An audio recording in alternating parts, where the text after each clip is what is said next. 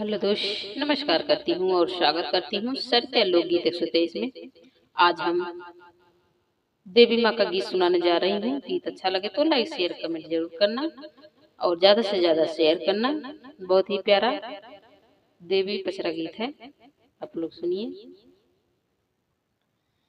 कामन मैया गोरे बाटी, कामन मैया करिया हो, कमाना मैया ना हो, कमाना मैया ना। बाटी आंगिया की पातर हो, कमाना मैया ना। बाटी आंगिया कई पातर हो, कमाना मैया ना। दुर्गा मैया गोरे बाटी, काली मैया करिया हो, सीताला मैया ना हो, सीताला मैया ना। बाटी आंगिया कई पातर हो, सीताला मैया ना। बाटी आंगिया कई पातर हो, सीताला मैया ना।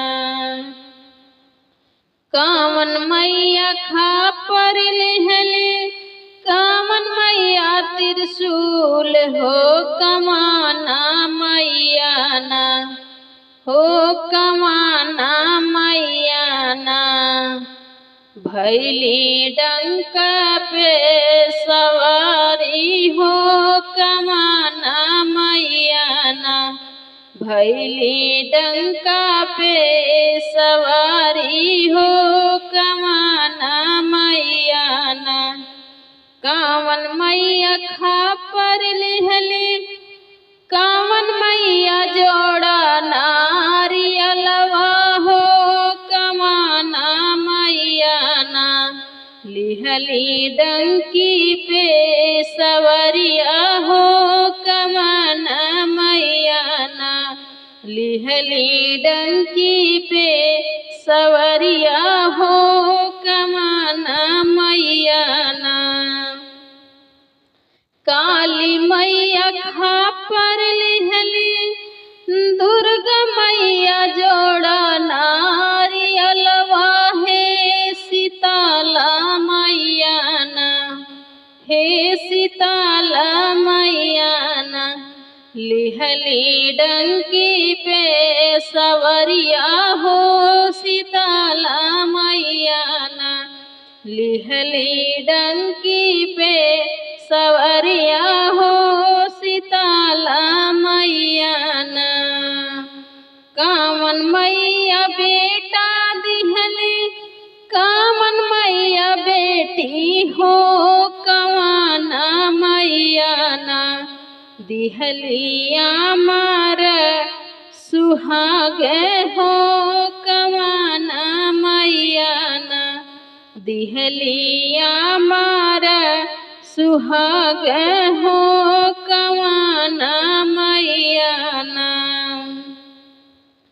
काली मैया बेटा दिहली, दुर्गा मैया बेटी हो, सीताला मैया ना हो, सीताला मैया ना।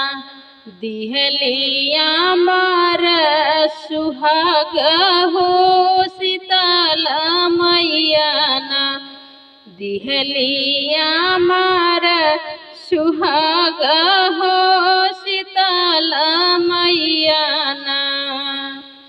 कामन मैया करिया बाटी, कामन मैया गोरे बाटी, कामन मैया करिया हो, कमाना मैया ना हे, कमाना मैया ना।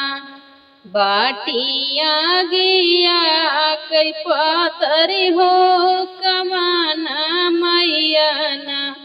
बाटी आंगिया के पातर हो, कमाना मैया ना।